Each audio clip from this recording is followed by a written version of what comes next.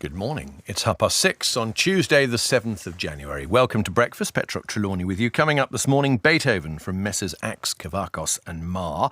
Daniel in the Lion's Den, a new recording of Scarlatti from the Armonico Consort. Germaine Taillefer writes for harp, and clarinetist Anneline Van Wawa plays Mozart. Let's start with the news headlines. Lisa Costello is here this morning. Good morning, Lisa. Good morning, Petrok. The former detective Maggie Oliver, who resigned from Greater Manchester Police because of the way the force handled cases of grooming gangs, has said legislation announced by the Home Secretary last night is a knee-jerk reaction to recent headlines. Yvette Cooper told MPs that it will become an offence for people in authority to fail to report allegations of child sexual abuse. At least 53 people have been killed after an earthquake struck the Chinese region of Tibet. 62 others have been injured. Tremors were felt in Nepal and parts of India. The Equality and Human Rights Commission says it's received 300 more complaints about workplace harassment at McDonald's since a BBC investigation 2 years ago. A McDonald's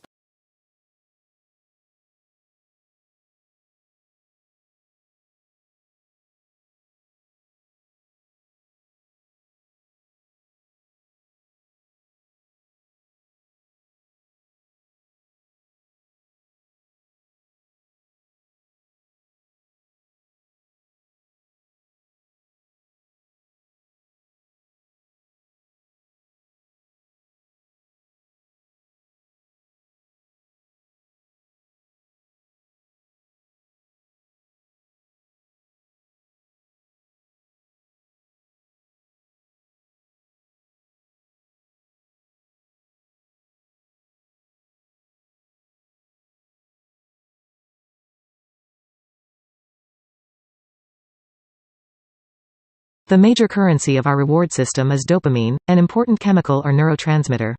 There are many dopamine receptors in the forebrain, but they're not evenly distributed. Certain areas contain dense clusters of receptors, and these dopamine hotspots are a part of our reward system. Drugs like alcohol, nicotine, or heroin send dopamine into overdrive, leading some people to constantly seek that high, in other words, to be addicted. Sugar also causes dopamine to be released, though not as violently as drugs. And sugar is rare among dopamine-inducing foods. Broccoli, for example, has no effect, which probably explains why it's so hard to get kids to eat their veggies. Speaking of healthy foods, let's say you're hungry and decide to eat a balanced meal. You do, and dopamine levels spike in the reward system hotspots. But if you eat that same dish many days in a row, dopamine levels will spike less and less, eventually leveling out. That's because when it comes to food, the brain evolved to pay special attention to new or different tastes.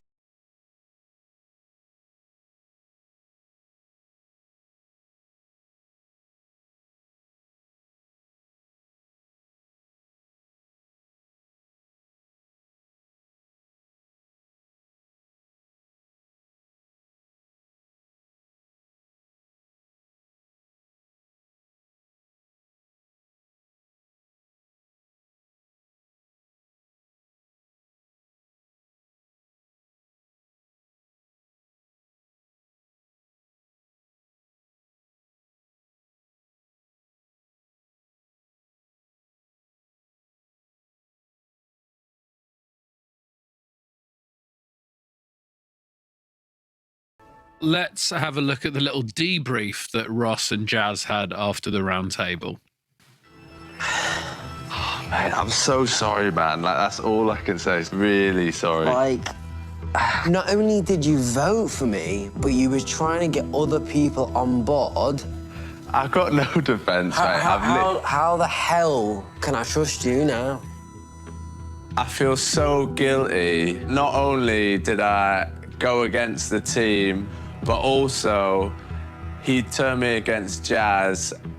I made the worst decision I've possibly made yet. So I have messed up and I kind of put myself on the chopping block. All I can say, man, is I've not been recruited. I promise. Like, I promise you, right?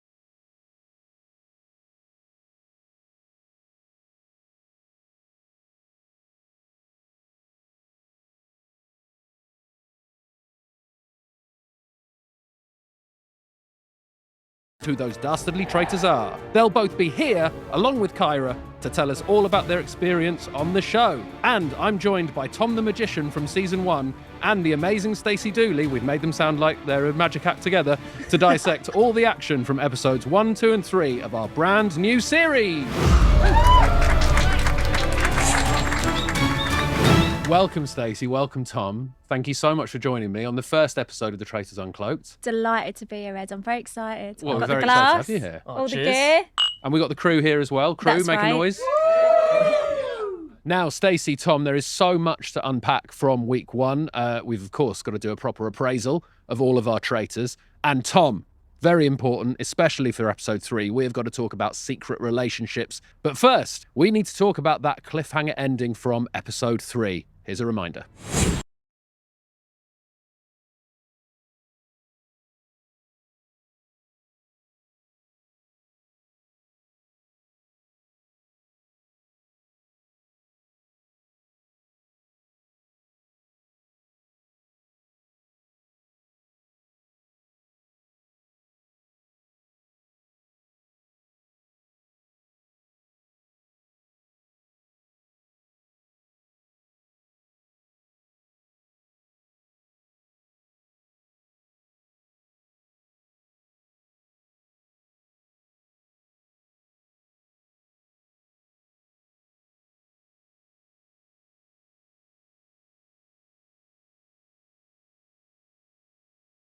Can you tell us about the risks associated with smoking menthol cigarettes?